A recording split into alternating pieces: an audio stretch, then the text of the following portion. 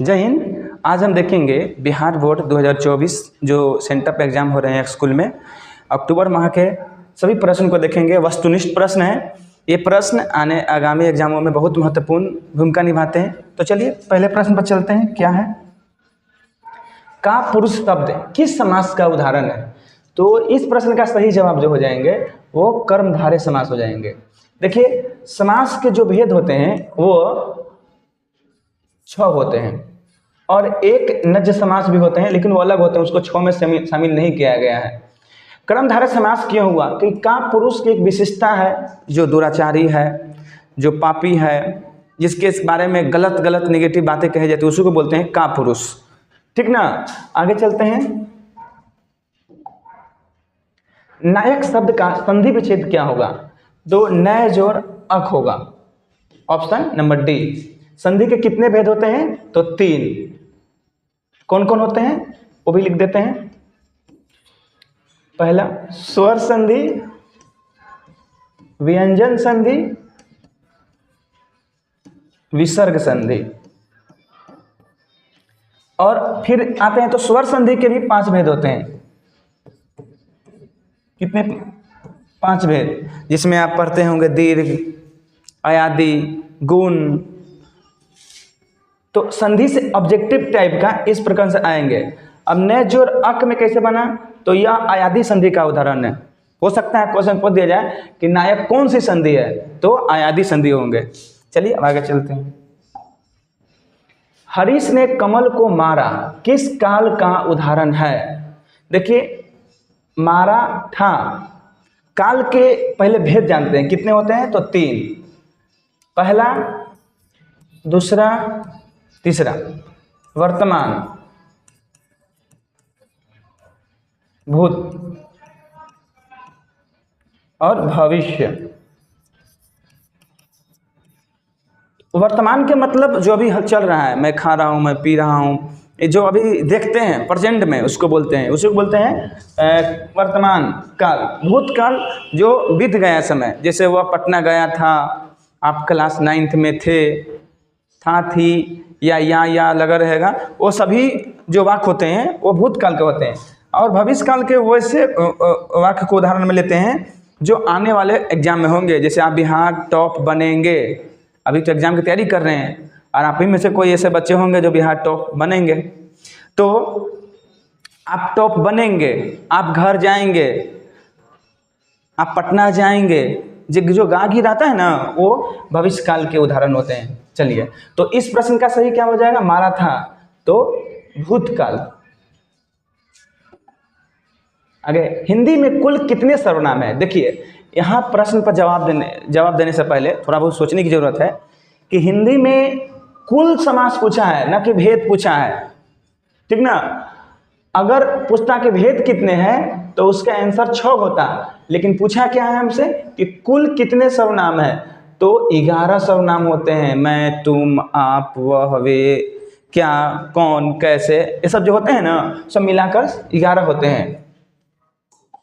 आगे, कमर कसना मुहावरे का अर्थ क्या है? तो तैयार होना। कमर कसने का क्या अर्थ हो जाएंगे? तैयार होना। निम्न में सर्वनाम है, इन चारों ऑप्शनों में से एक ऑप्शन जो है वो सर्वनाम का उदाहरण है। जैसे संज्ञा किसी व्यक्ति, वस्तु, स्थान के नाम को कहते हैं, जैसे बोलते हैं राम, श्याम, नदी। उसी तरह से क्रिया सर्वनाम की जब परिभाषा पढ़ते हैं, वैसे शब्द जो संज्ञा के स्थान पर प्रयुक्त होते हैं उसे क्या कहते हैं? सर्वनाम कहते हैं। तो इसमें तो घड़ी संज्ञा हो गया, किताब संज्ञा हो गया, घास भी संज्ञा हो गया, लेकिन मैं जो है, ये ऑप्शन जो है हो गए सर्वनाम। सर्वनाम के कितने भेद बताएं? 6। ये ऑब्जेक्टिव के लिए बहुत महत्वपूर्ण है, याद रखिएगा। निम्न में कौन अशुद्ध शब्द है? प्रज्वलित, नुपुर, द्वंद्व, नुपुर। तो प्रसाद जो शब्द है वो गलत है, क्योंकि प्रसाद में ये वाला लगता है जो हम लोग भोजन देते हैं। लेकिन एक अर्थ में देखें तो भी सही भी है। किसी के नाम के ऐसे लिखते हैं कि मोहन प्रसाद, तो यही लगाते हैं, तो नुपुर हो जाएगा। नुपुर का अर्थ क्या होता है? नुपुर का अर्थ होता है पायल। तो ये ऑप्शन को छोड़ते हैं, इसका सही आंसर ये हम मानते हैं, नुपुर। नूपुर का अर्थ क्या होता है? पायल।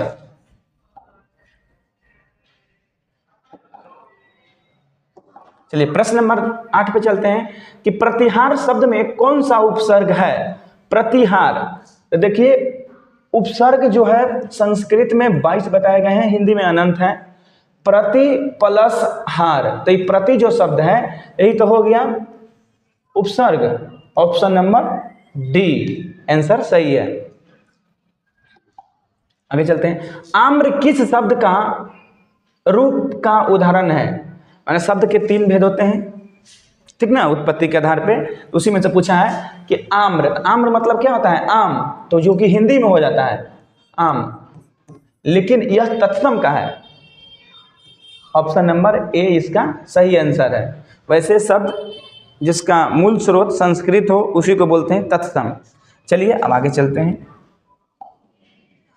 विद्यार्थी विद्यालय से निकल गए किस कारक का उदाहरण है?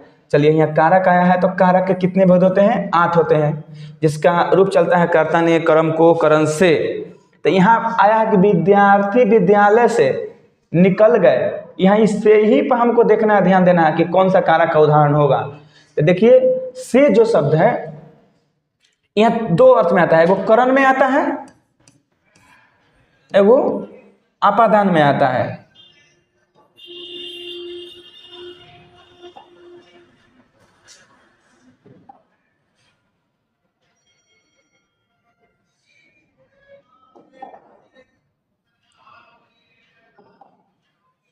नौ 10 नंबर क्वेश्चन, चलिए वो हो गया।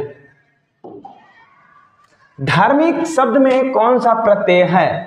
देखिए धार्मिक शब्द में जो प्रत्यय है इक प्रत्यय है, इधर से लगा हुआ है ना इक, कहाँ है इक? ये हर्षई, अगर कहीं ऐसे रहे ना दीर्घ इक, तो उसमें नहीं लगाना है, इसमें लगाना है, क्योंकि इधर से लगा हुआ है, इसलिए ऑप्शन बी। चलिए आगे चलते हैं। सरकार शब्द किस लिंग का उदाहरण है? मतलब किसका लिंग निर्णय कीजिए। जब सरकार के ऊपर बनते हैं तो क्या बोलते हैं? सरकार बन गई कि सरकार बन गया।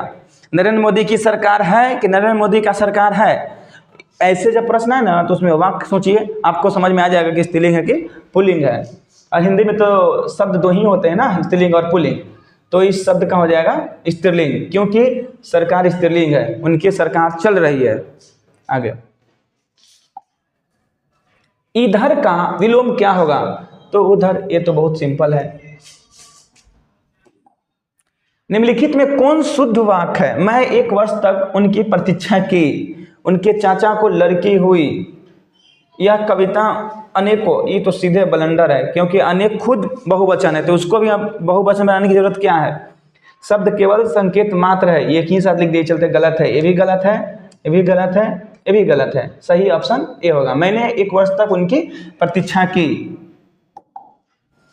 कुल 4 आदमी किस पदबंध का उदाहरण है? देखिए कुल जो आया है एक विशेषता बताया, कुल 4 आदमी, तो विशेषण पदबंध हो जाएंगे। आगे चलते हैं कि रोन नदी कहाँ है? तो रोन नदी फ्रांस में है। ये एवेन्यू जो पाठ पढ़े होंगे अशोक वाजपेयी जी का जो है उसी में से है। मछली शीर्षक कहानी, मछली किसका प्रतीक है? तो दीदी का है। Option number B. ये सारे जब बुक आएंगे, बुक से ही प्रश्न आएंगे, 15 उससे आया, 15 इससे रहेंगे। बुक का प्रश्न एक भी गलती नहीं होनी चाहिए, क्योंकि बुक का प्रश्न एकदम कंप्लीट होना चाहिए, और अगर उसका आप तैयारी करते हैं तो वो बहुत सही हो सकते हैं। चलिए, विनोद कुमार शुक्ल किस विश्वविद्यालय में एसोसिएट प्रोफेसर थे? तो मणिपुर विश्वविद्यालय में वो एसोसिएट प्रोफेसर थे। मछली कहानी के लेखक हैं। भग्गू कौन था? घर का नौकर थे। ये भी मछली कहानी से ही है। मछलियां कितनी थी? तो 3 थी, झोले में मछली 3 थी। अशोक वाजपेयी के अनुसार फ्रेंच शासकों ने पोप की गतिविधियों पर नजर रखने के लिए क्या बनवाया था? तो सैनिक छावनी, किला, बंदरगाह, तो एक किला बनवाए थे। किसके सौजन्य से लेखक अशोक वाजपेयी को ला शत्रुज रहकर अपना काम करने का न्योता मिला था? ब्रिटिश सरकार, भारत सरकार, चीनी सरकार, फ्रेंच सरकार? तो ऑफकोर्स फ्रेंच सरकार। आगे, मछली शीर्षक पाठ के कथावाचक के छोटे भाई का नाम क्या है? तो संतु। बीजाक्षर काव्य संकलन किनकी है? तो अनामिका जी की है। यह सबसे अंतिम की कहानी है अनामिका जी का, जिनका जन्म मुजफ्फरपुर बिहार में ही हुआ था।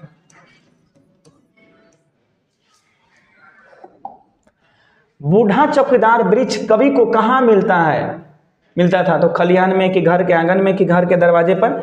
तो घर के दरवाजे पर।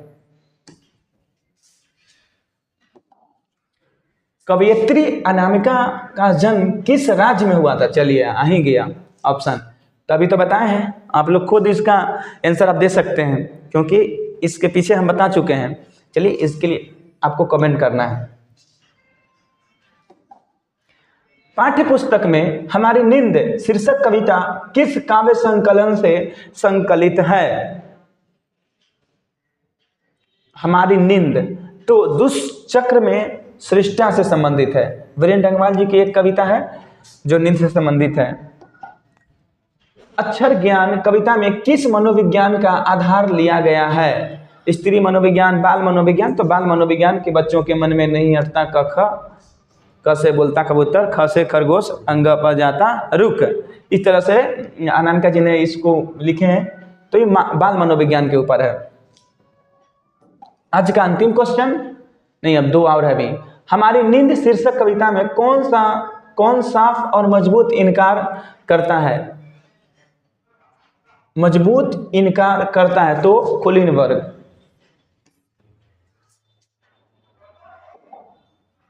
नगर शीर्षक पाठ की नायिका कौन है? ये जो प्रश्न है ना, ये दूसरी वाली बुक से है, वर्णिका से, ठीक ना। नगर शीर्षक पाठ की नायिका कौन है? मतलब उसका फिल्म जो कहानी है नगर में, वो महत्वपूर्ण उसमें महिला कौन है?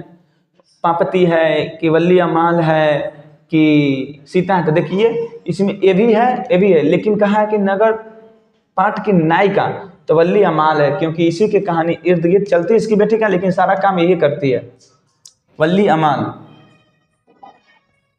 चलिए आज का अंतिम क्वेश्चन है कि लेखक सुजाता का जन्म कहाँ हुआ था? मेघालय में, गुजरात में, तमिलनाडु में, उड़ीसा में। तो सुजाता नगर कहानी के लेखक है, और नगर कहानी के लेखक जो हैं दक्षिण भारत में चले जाएंगे, तो ये हो जाएंगे तमिलनाडु। चलिए वर्णिका से भी 10 से 12 प्रश्न आते हैं। अभी इसमें कम पूछ रहा है क्योंकि आपके 30 ही प्रश्न में 25 बनाना है। तो आज के लिए इतना ही रखते हैं। आने वाले समय में हम इस पर बहुत विशेष काम करने वाले हैं आप सभी लोगों के लिए। आज के लिए इतना ही रखते हैं। जय हिंद।